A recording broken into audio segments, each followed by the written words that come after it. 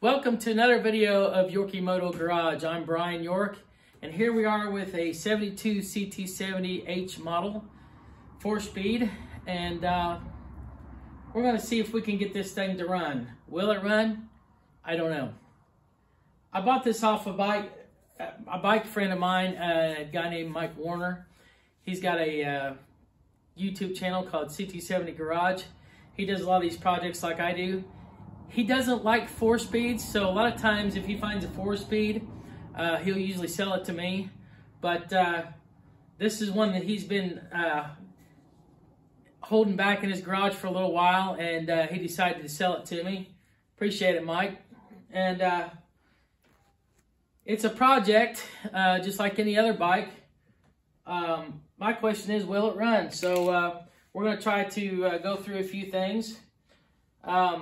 So what we first did was we took the spark plug out and we replaced it with this one. This spark plug is black. It is sparking, but it's dancing around the electrode, and it was a white spark. Really good consistent spark will be purple, and it'll go between the electrode, jump up and down. So we went ahead and replaced that because it was bad. Okay, so what we want to do is, first thing we do, I'm going to take this back out of here because what I want to do is go through and we want to check. Now this is not the correct way to do it. Most people will do a compression test, but today I just want to try to get it running. So I know in my mind what kind of compression this thing's supposed to have. So what I'm going to do is turn this in the off position so that my wire doesn't spark and shock me. So we'll put our hand over there. I'm getting a little bit of compression, but it's not real great. It's probably the valves. So we'll take this tappet cover off right here, and then we'll check this. You want to make sure that this nut and screws all the way up. See how it goes down? When it goes down, it's on a compression stroke. When it's up, it's all the way loose. Okay, now you should be able to get a little bit of, when you try to rock it back and forth, you should have a little bit of a clicking sound.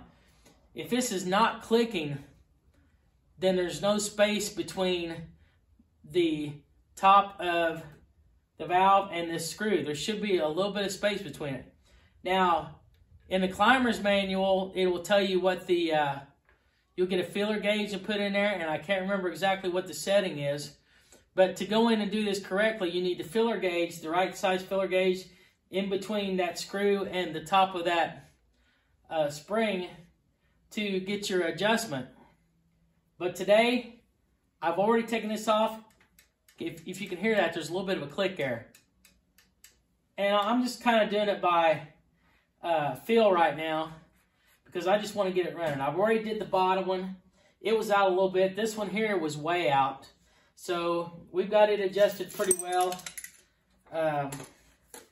These tappet covers have seen better days. I'm getting new ones for it. But, okay, so we want to check this again. Oh yeah, it's blowing my finger off now. So it's got tons of compression. So I'm pretty dang sure that this bike is going to fire and it's going to run.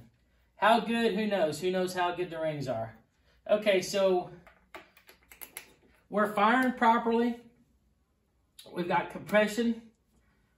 Okay, so the next thing is fuel delivery.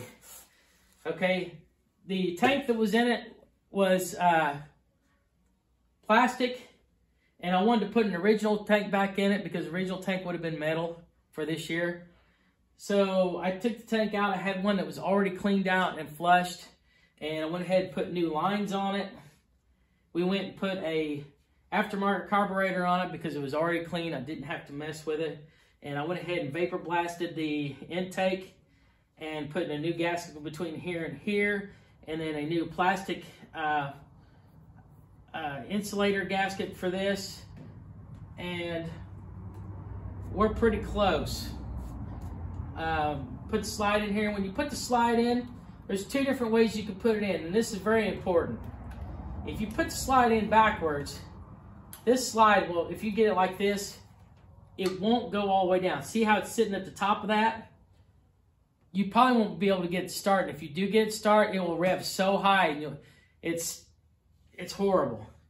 So what you want to do is take this slot. See how this big slot on this slide is? This always goes to the right side. So you want to take this slide here and stick it down in, and if it goes down in there, then you know you've got it right. Also, I usually do this when the carburetor's off so that I can look at the end of this so you can see to make sure the slide is all the way down properly, and you can move this back and forth to make sure your slide's going all the way down. Because if your slide gets stuck, your bike won't run either. If it's halfway stuck, it won't run.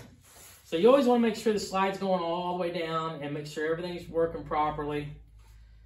So we got new lines, fuel tank's flushed, we're getting spark. Also, there's a wire right here. This is your wire to the harness. We took these two wires right here, the black wires, and put them together. The two wires that goes in these two holes right here, they're black, and we pulled them out, and there was a fuse already in there, so I just left it in there. I'll end up putting these back in, and then we'll get a battery to hook into. If you don't have a battery, you have to have these two black wires together for this bike to fire, or it will not fire. You also have a black wire right here that hooks the harness to the black and white wire. That's your coil wire. You can take this black wire and go down to the black wire in your stator, and you can get fired that way.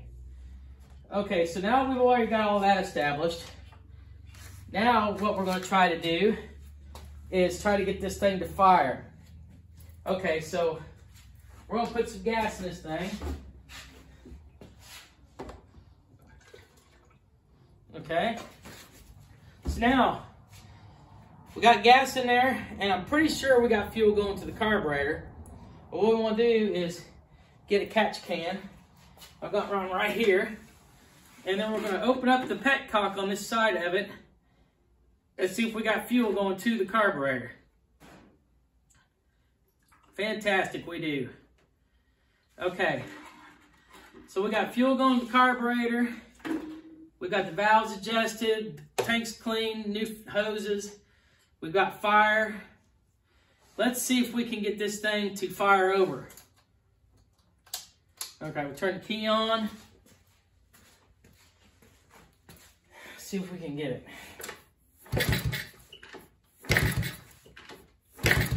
Okay, we'll try choking it.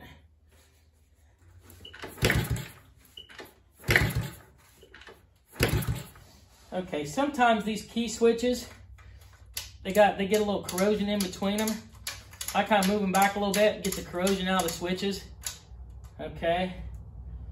Make sure it's clicked in the middle position on the key switch. There's all the way forward this way is off, middle is on, and all the way back this way is on and lights. Let's see if we can get it to go now. Oh, it's trying.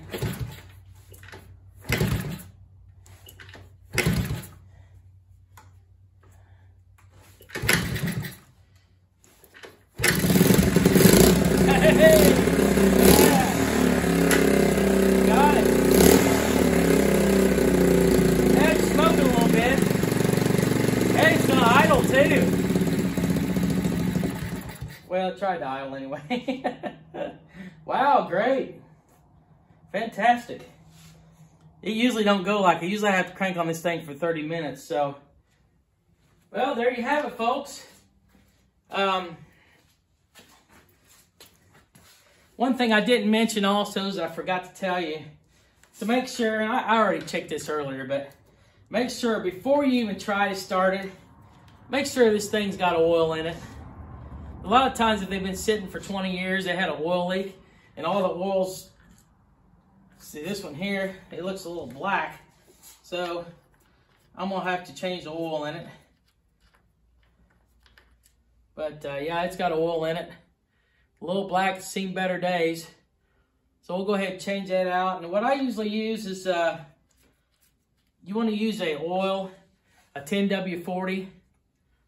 Do not use synthetic because this motor is not made for synthetic oil. use regular conventional oil, but you want to use something that's JSO and it has to have wet clutch protection. So I can show you what I use.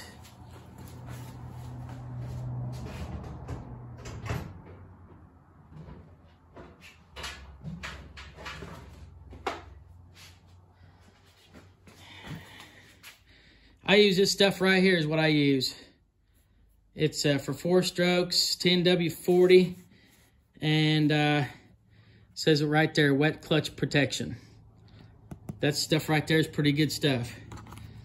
Okay, so now I want to show you another thing before I close on this video. Right down here, there's a hole right here. There's a 17 millimeter nut right there, and that's where your oil is. You take that nut out, and there's a crush washer underneath there, aluminum. Pull this nut out, and you can drain your oil out. And make sure when you put your oil back in it that you set the bike up like this when you check it, and not when it's on the side, because if you try to check your oil on the side, it won't be accurate. So put a little bit in at a time and check it with your dipstick, and make sure the bike is in an upright position when you check it. All right, guys, well, I hope this video helped you out, and make sure you subscribe to my channel, Yorkie Moto Garage. Thank you all so much, and have a nice evening.